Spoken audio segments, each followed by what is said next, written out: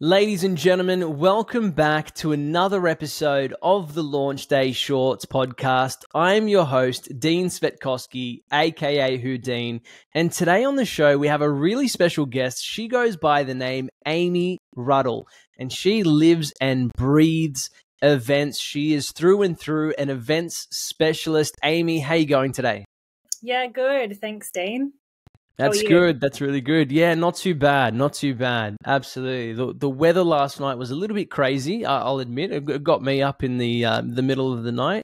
But so whereabouts are you based? Are you down south? Are you in Melbourne? Is that right? Or so I'm in like St Kilda kind of area. So it does get a little bit crazy out here because we are so close to the water as well.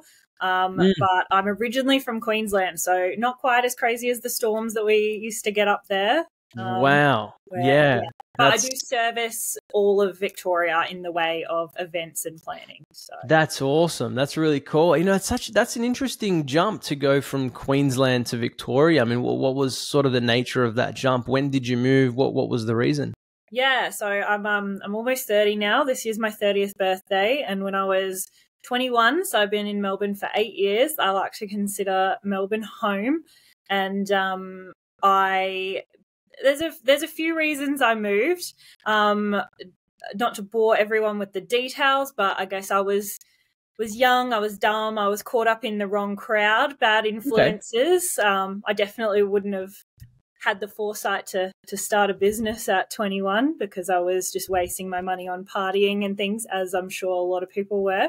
There's nothing wrong with having fun, but I just needed to get out of that space. It was not good for me mentally, physically. And then also, I guess I did have a little bit of intuition.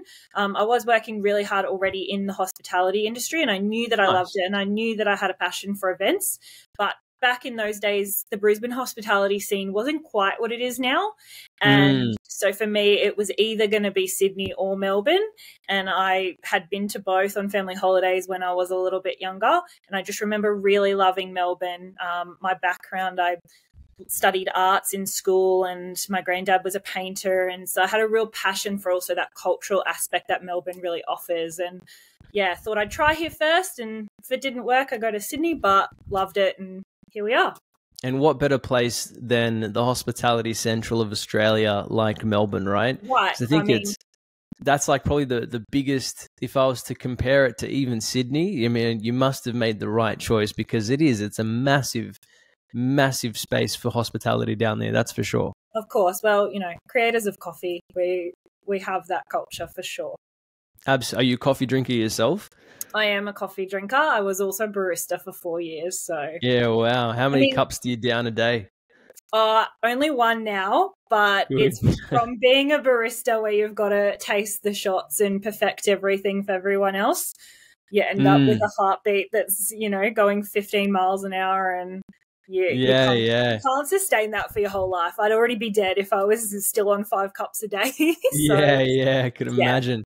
Do you imagine, so for me, I can't do coffee, right? I don't know if you've ever seen that interview with Rove Live and Steve Irwin, but Rove Live goes, do you drink coffee? And then like Steve Irwin's like, oh, no, heck no, mate. Stop me head to blow off. You know, that's me. I'd be like, you know, it's crazy. I have seen that. It's a really good interview. Such a good interview, man, I'll tell you. That's awesome. So listen, look, Amie, run me through what you're doing now. So you're running events, you're doing, like, what kind of events are you running? Are you doing trade shows? Are you doing weddings? Like, where does it fit in for you? Yeah, that's a great question because there is such a large scope of events. Yeah. So originally I started in weddings. That was what I did my degree in back in 2014, 2015 now. Nice. And I specialized in weddings as kind of the subcategory, just because I think we all have, even if you don't necessarily have that affinity for weddings, everyone has a little soft spot for love, and everyone's always happy to be at a wedding. But then with COVID and everything that kind of happened around that, both sides of it, especially because here in Melbourne, we had the most severe lockdowns in the world. Yeah. So it was just one of those things that either side, you know, there was really tough restrictions on dance floors were one thing. So even when weddings came back, I got more into doing corporate corporate events, but maybe not what you're thinking. So if you think of something like, you know, L'Oreal, like a really high-end retail or fashion brand, they're always having a new product, or so more so like high-end launches, activations, things like that, but they're still technically in the corporate space. So I was doing that for quite a while. And then, now I do a bit of everything because I love doing that. I loved doing weddings. I loved doing trade show logistics because that's always a little bit of a challenge. So I do a bit of everything now just to keep myself on my toes. That's awesome. And, you know, is there any particular area that you well and truly love, or you have a very high expertise in? Is there anything in particular? I would say, so my background is actually German. My mum's German, and I like to everything. As much as we don't like to stereotype, it's so true. Like the organization, the punctuality that everyone says that Germans have. My mum's favorite saying when we were kids is, if you're not 15 minutes early, you're already late. And so we apply that very much to event planning. If you're not 6 months ahead in your trade shows, for example, you're already behind. Wedding planning, if you're not 3 months ahead, you're already behind. So I would say just overall anything that's really logistically or production heavy. So major large scale events, whether that be a larger scale wedding that takes a little bit more planning, whether you've got a big budget for that, or whether it be something like planning 6 or 7 trade shows all in conjunction with each other, all at the same time, and coordinating, making sure you're keeping track of those different things. I would just say anything that has that large scale of keeping track of many different organizational processes. So you're a bit of a taskmaster, for lack of a better way of putting it. Am I right in that? Taskmaster, yeah. Yeah. See, I like, for me, I'm a chaos conductor through and through. Okay. And you know, so for me, it's like even plans like to go out somewhere.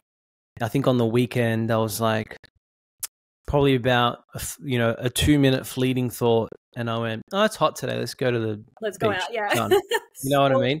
The reason people hire me is to keep people like yourself in check and chasing up and, you know, hey, have you booked this? Have you booked this? Have you done this? Have you done this? So that is literally my job. That's right. And, you know, like I've got Nora, I think, that does a lot of that as well. But I definitely would say there's probably room for more. I think I need to find a few more taskmasters in the business as well, you know. And it is because and it's so funny, right? Because we do like these whiteboard sessions. Yep. And I'll be like, oh, big idea, let's do this, and I'll paint the picture back of the napkin. How do we get up and running in a day? And you actually see the whiteboard, my handwriting is messy as hell. And then, you know, Nora and Linda come along, and then they go, okay, so now that Dean's gone, we have to, and they put it nice and neatly. So top half of the whiteboard is all this mess that I've created, and it just makes so much sense. And then down below is like all this nice, beautiful handwriting. I have to give Linda credit to that. She's all nice, you know, nicely written it, all in order and making it all look good. Let me guess, color coded as well. Yeah, exactly. Yeah. That's right. That's right. And I put them all in the same color, and then I'm like, yeah, I can see it all. It all makes sense to me. And they're like, oh, it's hard to differentiate between all of that. Let me do it again. Yeah. So that's good, you know. And I can see that. I could definitely see myself, like, if I was planning a wedding one day, or because even events is on the radar for me. So if you're ever open to doing interstate events and managing those as well, you know, definitely, you know, would be very keen to have a chat. You know what I mean? Yeah, so I already do interstate events. So one of my clients, for example, I manage all their trade shows out throughout the year. I'm actually heading up to Brisbane next week. Nice. We've got 2 trade shows simultaneously, one in Brisbane and one in Victoria at the same time, same weekend. So I'll be heading up the Brisbane one just because that's the bigger of the 2. But yeah, so I already do interstate events. I had a meeting just before about organising like a fun run as well. Okay. So all the logistics behind doing those sorts of things, but just hoping to grow a little bit more and have some help so that I'm not always jet lagged flying back and forth as well. Yeah, totally. No, I completely understand that. That's for sure. It's not that much of a difference. Melbourne, it's only an hour during daylight savings, right? Yeah, but I think the shorter distances are worse. Like, I Yeah. came back from Perth at the end of last year for an event and I was gone. Like, I reckon going to Bali is better because you, like, I don't know. I don't know what it is, but I think the shorter distances are way worse. That's interesting. Very, very interesting. Very interesting. Hey, can I ask, do you do like, because a part of me kind of feels like, hey, you know what? I want to run an event, but, you know, I don't need you there. Yep. But I do need the strategic consulting, the framework, the plan that comes with it, and then other people can look to execute. Is that something that you would offer as well in that sort of a sense? Yeah. Like a strategic advice and consultation? Yeah, 100%. So I do basically bespoke packages is what I cater for. So anything, whether it be the corporate, the birthday, the wedding, whatever style of event, we start with that. I obviously have a consultation call with any client, first of all, to get a feel and a sense of what they're actually looking for. So let's say you are going to have a launch event for, might be something that's affiliated with the LaunchDay podcast, and you have Nora and Linda, and you're like, look, I'm confident they can probably run it on the day, but in the lead up, they've got their own stuff. I need you to do the research, find the venue. This is my budget. I want you to book, you know, we want food, we want drinks. We're going to invite this many people. And I can sort of correlate all that based on the rundown and the brief that we discuss in that first initial call. Sometimes it does take 2 or 3 calls as well, depending on the magnitude of the event. So more than fine. Like, I don't charge for that initial process either. And then I can always hand it over on the day, and I would do essentially like a full breakdown, a full run sheet, a floor plan if a floor plan is required, because that's also quite a common thing. Let's say you were getting married at a winery, they generally will have like an in-house coordinator. So sometimes the couples will use me for the lead up, and then I hand over to the venue coordinator on the day. So I definitely do that. What's like it's got me thinking, right? Because I'm always, when it comes to marketing, content, business, things like that, I know for me that there's a bunch of untold challenges, untold secrets where, it often gets found out later on, and you go, oh shit, you know what I mean? You're in a situation where like, how do we fix this? What do you think is something like a common challenge that is uncommon for people to think of at the start, but is probably a common challenge that they realize through the process? What do you think that would be? It depends what route you want to go down, because there's a few things. So, for example, like the wedding tax is a real thing. You can get around really?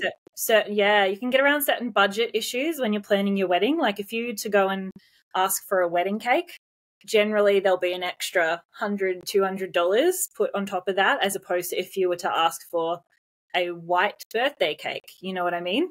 So bakers do it less these days because they realize so many people caught on, and with the rise of TikTok and people like me sharing those tips and kind of didn't do so well. But I would just say overall, in the grand scheme of all events, is just budget as a whole. So always start by having a budget. And corporates, I'll tell you, corporates are the worst. They'll say, yeah, we don't have a budget. I don't know, just find out like just between this and this. But when they say between this and this, it's not like a $10,000 gap for like, between 100 and 110, which like in the grand scheme of things, that would be okay. It's like between 100 and 200,000. And it's like, that's a very different event. You know what I mean? That's a very big disparity. Yeah, I would say just try and have at least a baseline for your budget, but also be aware that with the way the world is going, cost of living crisis, things that just are unavoidable. So like if something like COVID is presenting itself, you've got markups on certain things, the liquor laws are always changing, just different things like that.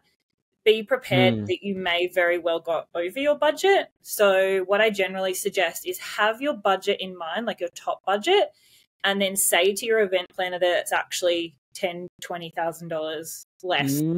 That's And great advice. That way you've got that reserve bank. You got the buffer. I like that. That's really good, solid advice. Yeah. You know, and it's definitely got me thinking about it, right? I'm sort of looking at it going, yeah, that's me, blow the budget. Yeah. And I think of like these corporates, you know, with 100,000, between 100,000 and 200,000, you're like, all right, we're booking Taylor Swift. Every time, like they just, just find something. And it's like, yeah, but like what I need to know, like the realm of what you want me to look at, like it's very different. So, yeah. No, I totally get that. That's interesting. I like that. It's probably the best piece of advice I've gotten this week. Aim, so tell people your budget is lower and then, aim towards that budget. No, that's awesome. I actually really like that advice. That's not just applicable in events. Yeah, you can use it in business as well. Yeah. That's it. And my cogs are moving now. I'm like, far out. Like marketing campaign, tell your marketing guy that it's less than what it is. And then that way, like, see what they can do with that less. Yeah. Not just events. Yeah. No, I love that. Like, sorry. Amie, what's... Yeah, sorry to all the marketing people. I've just, like, lost it. I love it. No, it's brilliant. Amie, what's the future look like for you with Events with Amie? Oh, look, I'm a bit of a dreamer. So I've had this dream and this plan laid out. While I'm a taskmaster, I'm also a little bit chaotic in my goals. Like if you saw my walls, it's Post-it notes everywhere and goal lists and things so that I can physically see them. I'm very much one of those people. So yeah, I think it's nice to visually see that you can tick them off all the time. And I think over the next year, the rest of 2024, I should say, I really just want to solidify kind of my brand and build up my vendors and form those network and connections more solidly within the industry and collect those leads and those reliable customers, and then expanding beyond that, have massive goals, which I don't want to spill too much because I am already working with a couple of people in terms of moving into like virtual events and with the way of, AI and things that are coming in. But not to give the secrets away, you'll definitely hear my name again. That's good. And like, actually, it's a really good point, right? Because now you've got AI. What does AI look like in the event space? What is that looking like? Does it present its challenges? Are you guys embracing it? What's happening in that realm of things?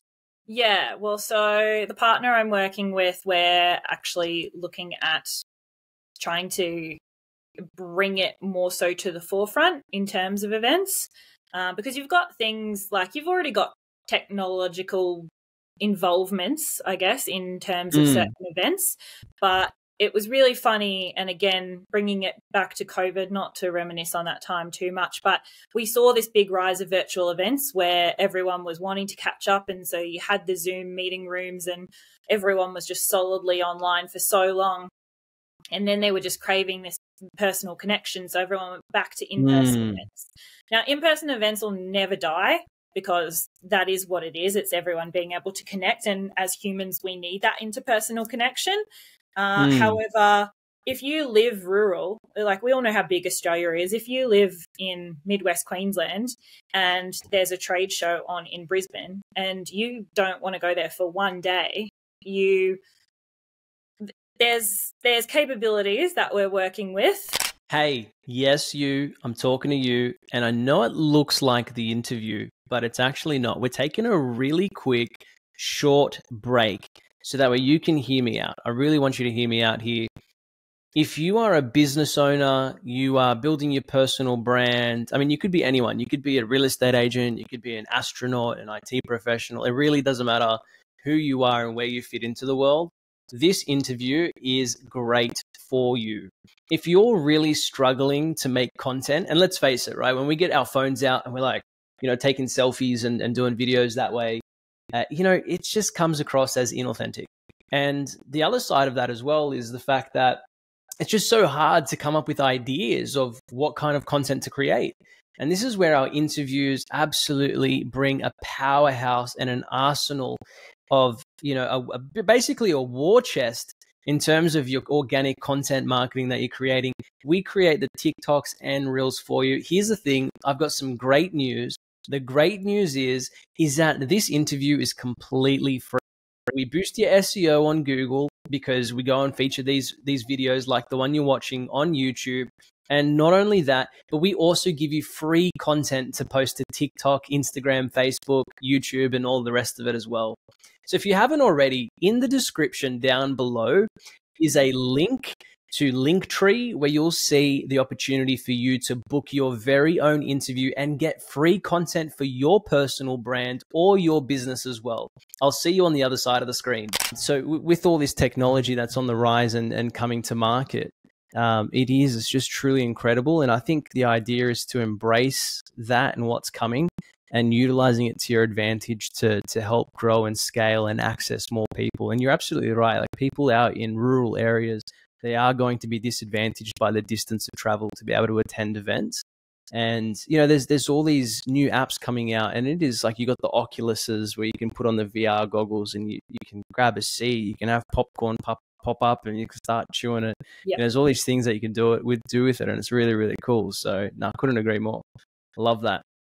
Well, Amie, listen, how could people get in touch with you if they ever really wanted to get in touch and reach out? So the best way is probably to submit a what am I trying to say? The best way is to jump on the website. So it's just Events with Amie, although my parents can't spell Dean, so my name is AMIE, which does confuse some people. Okay. So eventswithamie.com. And if you just head to the contact page, then you can just submit, register for a call through there. Alternatively, feel free, my number, my email, everything is just on the contact page on the website, and they can give me a call, send me an email, or just DM me on Instagram. Love it. Sounds really good. Amie, thank you so much for coming by. Really appreciate the time you've given to be able to share with our audiences exactly who it is you are and sharing all those wonderful and insightful information with them. I think it was a really great interview. What do you think? Yeah, no, it was great fun. Thanks for having me. Not a problem at all. Amie, thank you so much. And for all of you that are out listening at home, whether you're in the car, in the shower, some people, believe it or not, someone's told us they listen in the shower to our podcast, which is awesome. Great. You do you. I mean, you need music while you're in the shower. I'm that absolutely. I love it, right? So absolutely. Wherever these people are, guys, we will see you again on the next episode of the LaunchDay Shorts podcast. See you soon.